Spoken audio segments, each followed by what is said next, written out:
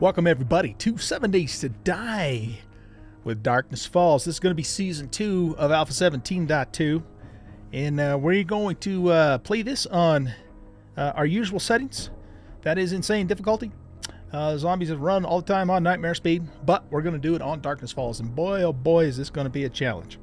If you guys are not familiar with this mod, it is very challenging even just on normal settings, but on the hardest settings, whew, it's going to be crazy. Now, I also have a surprise for you guys. We are going to, or rather, I am going to do a little bit of roleplay with the series this time. And so when we do our first actual episode, this is just an introductory episode, so I can show you the settings and kind of talk a little bit about what's going to happen here. But when we get started, my plan is to start off each episode with a journal entry, and then as we play it, we will actually roleplay our character, okay?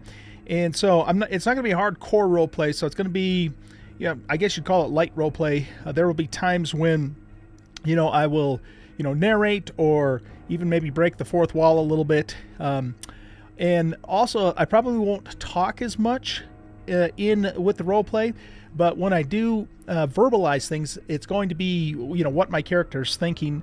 There will be times when he'll actually, say things verbally, like when he's talking to the, other characters in the game, the bandits or the survivors or the zombies or whatever, and the traders and so forth. But a lot of times, the things that I'll say will be what he's thinking. But there's also going to be, more periods of silence, more than what I would do with the normal Let's Play, with the editorial and all that sort of thing. Okay, so we're going to do that, and we're going to have a lot of fun with it, and I'm just excited to do this. I really love this mod. This is my favorite mod, or really it's an overhaul of 7 Days to Die.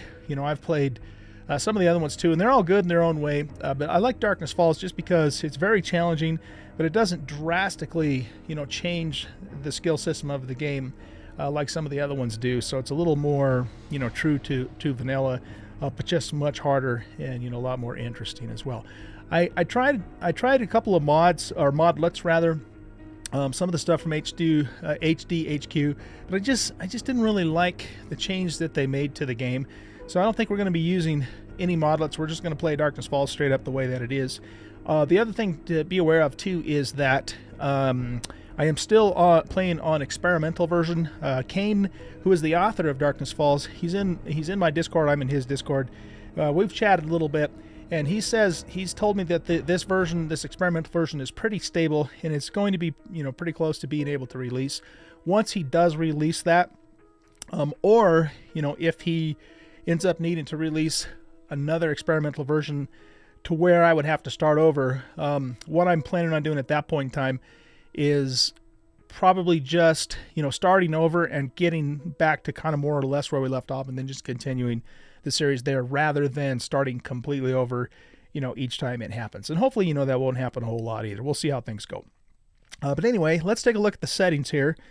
Let's see. We're going to go new game, and we're going to name this game, we're going to name it OG DF. And let's see. We don't want Nava's game. We're going to do... Now, Kane's actually made some custom worlds. And he's got a medium-sized world, which is a 12K world, which is pretty damn big. And he's got a couple of 8K worlds, too. I think we'll go ahead and try his medium-sized world. And the reason I'm doing that is because the random generated worlds have some issues. I've done some reading, in his Discord and so forth. And some people, from what I understand, have had some trouble with the random generation. And, the response to a lot of those issues was, to use the custom-made map because, then a lot of that stuff is fixed. So we're just going to go ahead and go with his Darkness Falls media map to play for this first round anyway. We'll see how things go with that. If I ended up not liking this map because I've never seen it, then, we might end up starting over, or I'll start over and pick up where we left off with a random gym map. We'll just see how things go, but let's start with this for now. Okay, so basic settings are, we are on Insane. We're going to keep the 90-minute day cycles because that's my favorite for this game. Daylight length is 18. Blood moon frequency is every 17, or rather every 7 days. Blood moon range. See, now this is something I'm not entirely clear on because I thought that this only applied if if you're using random blood moons, which I'd prefer not to. I want to just do it every 7 days. So I don't know the way that I interpret this, because I don't have an option to, there's no option to set it random. It's just you got 7 days or it's disabled. So I guess we'll keep it on 7 days, and the range of 1 day could possibly mean the horde could come on the 6th day or the 8th day. I don't know. That could really get us in trouble, but we'll just see. We'll just see how it goes, and deal with it, I guess, when the time comes. Blood moon warning. I believe this just means that when that morning comes, you get the little red, the red day number up at the top. You can see that all the zombies are on nightmare speed all the time. Day speed, night speed, feral speed, moon speed. All of that is the same as what I did on the vanilla. XP multiplier. Now this I am going to bump up, and here's why.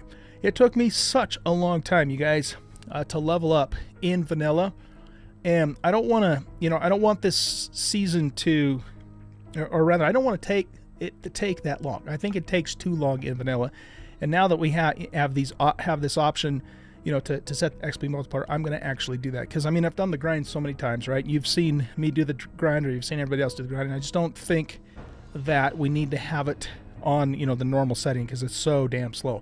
So we are going to bump this up to 300% so we can level a little bit more quickly. All right, advanced. Everything here I'm pretty much going to keep the same. I do drop everything on death, because I want death to hurt in this. 64 enemies is the maximum that I can do for the blood moon count, so that's all we can do there. Enemies, of course, are on. Airdrops will be every 3 days. We're not going to have cheat mode on, and we will keep the markers on. Multiplayer doesn't matter for this game, and I think that's it. So yeah, so this is just a quick intro video. What I'm going to do now is I'm going to go ahead and start the world and start the first video with the roleplay. I hope you guys enjoy this series. Like I said, I'm really looking forward to it. I think we're going to have a lot of fun. It's going to be super challenging, and that's the way that I like to play this game. So anyway, guys, thanks for watching. Don't forget to hit that like button and subscribe to the channel. And come and hang out with us on Discord. Come and hang out with me on a live stream. I do live stream on Twitch several times a week. And we have started doing our Dead is Dead challenge again on Saturdays at noon. Had a lot of fun yesterday doing it. It's Sunday evening right now. And, we'll probably start doing that again. So if you guys want to stop by Saturday Mountain Time on my Twitch channel at noon, we do our Dead is Dead challenge, okay? And that's it. So, guys, I hope you enjoyed this series. We'll see you in episode 1. Bye-bye.